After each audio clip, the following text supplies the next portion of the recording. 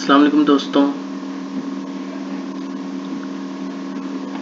अस्सलाम वालेकुम ख़वातीन व हज़रात। आज हम पढ़ेंगे basic principle committee interim report, यानी कि बुनियादी असूलों की कमेटी, और उसकी जो रिपोर्ट थी उसको हम स्टडी करेंगे।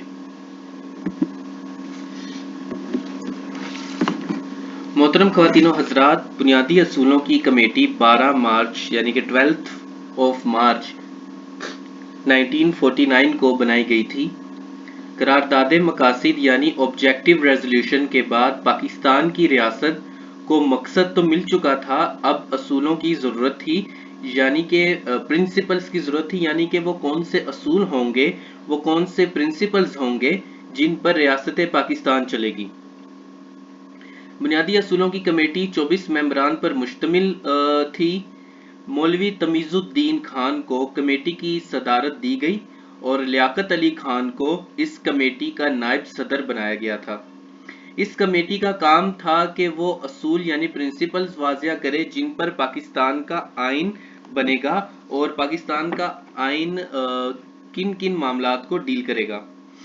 इस कमेटी को 3 छोटी कमेटियों में तकसीम कर दिया गया ताकि काम में आसानी हो। इसके 3 हिस्से कुछ इस तरह से थे कि नंबर 1 हमारे पास है वफाक और सूबे के दरमियान इख्तियारात कैसे तकसीम होंगे। नंबर 2, एक कमेटी जो है वो जो वोट के जरिए इलेक्ट होंगे, फ्रेंचाइज, उनके लिए बनेगी।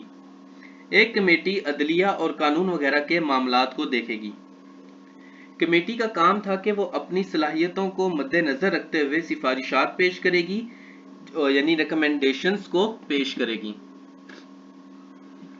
मोहतरम ख़वातीन व हज़रात, 28 सितंबर यानी कि 28 ऑफ सितंबर 1950 में 28 सितंबर 1950 में बुनियादी असूलों की कमेटी ने अपनी रिपोर्ट पेश कर दी, जिसके बुनियादी नकात मुंदरजा ज़ेल हैं। नंबर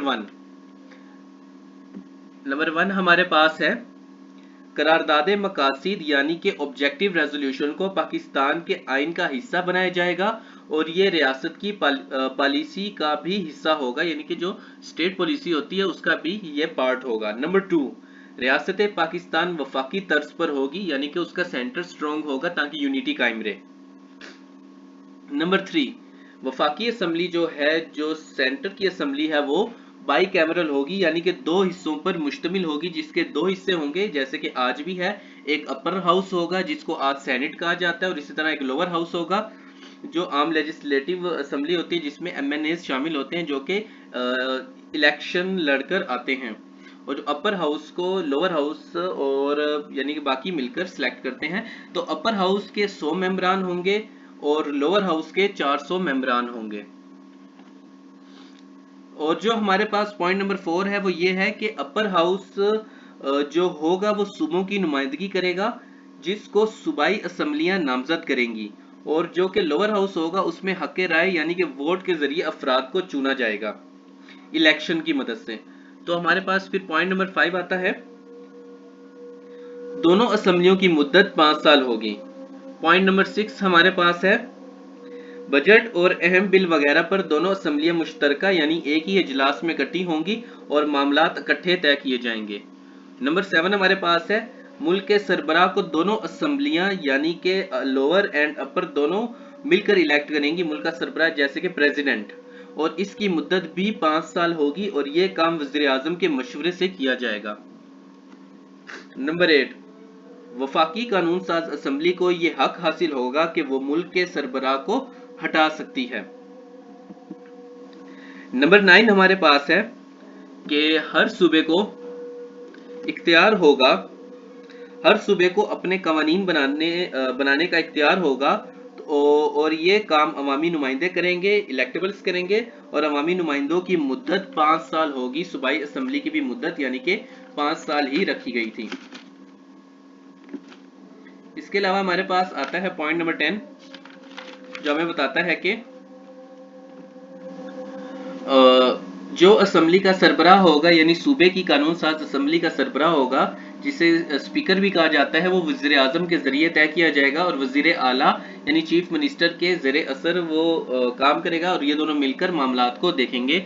और नंबर 11 हमारे पास है कि कानून साजी की ताकत 3 हिस्सों में तकसीम की जाएगी, जो कि है पॉइंट ए, वफाक सिर्फ 67 मामलात पर कानून साजी कर सकेगा। पॉइंट बी, सूबे सिर्फ 35 मामलात पर कानून साजी कर सकेंगे। और पॉइंट सी, 37 ऐसे मामलात रखेंगे जिन पर सूबे और वफाक दोनों मिलकर काम करेंगे। इसके अलावा ख्वातीनो हजरात, हमारे पास पॉइंट नंबर 12 है, जो हमें बताता है कि झगड़े की सूरत में सुप्रीम कोर्ट मामलात को हल करेगी। पॉइंट नंबर 13 हमारे पास है, कानून में तब्दीली का अमल बहुत सख्त रखा गया। इस काम के लिए वफाक और सूबे दोनों से भारी अक्सरियत चाहिए होगी। यानी कि अगर आपने कोई कानून चेंज करना है तो आपको सूबे और वफाक दोनों से भारी अक्सरियत चाहिए होगी, तब वो चेंज होगा। पॉइंट नंबर 14 हमारे पास है कि मुल्क का सरबराह को ऑर्डिनेंस जारी करने के इख्तियारात होंगे। इसके अलावा वो दोनों हाउसेज यानी कि लोअर और अपर हाउसेज से जो मंजूर शुदा कानून होगा उसको रद्द कर सकता है और असेंबली में दोबारा भेज सकता है कि इसके ऊपर दोबारा गौर खोज किया जाए। और पॉइंट नंबर 15 हमारे पास है कि उर्दू को पाकिस्तान की रियासती जबान का दर्जा दिया जाएगा। और पॉइंट नंबर 16 हमारे पास है कि सुप्रीम कोर्ट अदालती मामलात का यानी कि सरबराह होगा। सुप्रीम कोर्ट सारा जो जुडिशरी का निज़ाम होगा उसका जो हेड होगा, जो ब्रेन होगा, जो उनको लीड करेगा, वो सुप्रीम कोर्ट होगा। और इसमें एक चीफ जस्टिस होगा और उसके अलावा 2 से 6 सीनियर जज होंगे जो कि हाई लेवल के केसेस को देखेंगे और मुल्क के अंदर अदालती निज़ाम को देखेंगे। और हर सूबे के अंदर हाई कोर्ट बनाया जाएगा। पॉइंट नंबर 17 हमारे पास है कि उलमाए कराम की एक कौंसिल बनाई जाएगी जो कि ये देखेगी कि कानून साजी कुरान और सुन्नत के मुताबिक हो रही है या नहीं हो रही, और वो इसको इंश्योर करेंगे कि हर बनने वाला कानून कुरान और सुन्नत के मुताबिक ही बनाया जाए।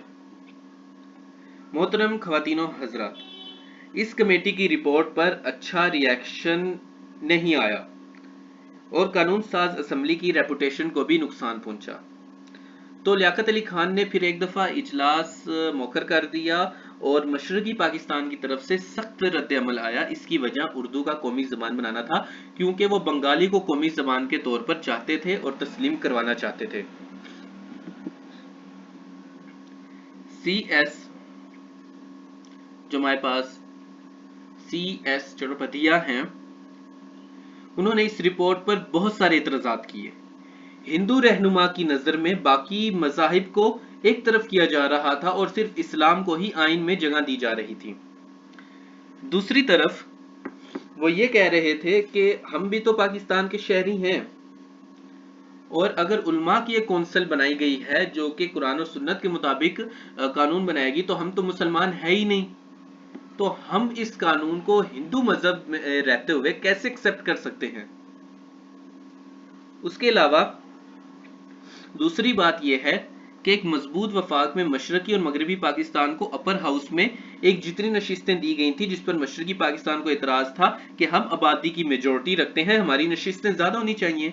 और दूसरा एतराज उनको ये था कि बंगाली जबान उर्दू से ज्यादा तारीखी है, उर्दू से ज्यादा उसमें एक मिठास है वगैरह वगैरह वगैरह, तो बंगाली को क्यों ना कौमी जबान बनाया जाए और उर्दू को हम किस तरह कौमी जबान के तौर पर एक्सेप्ट कर सकते हैं।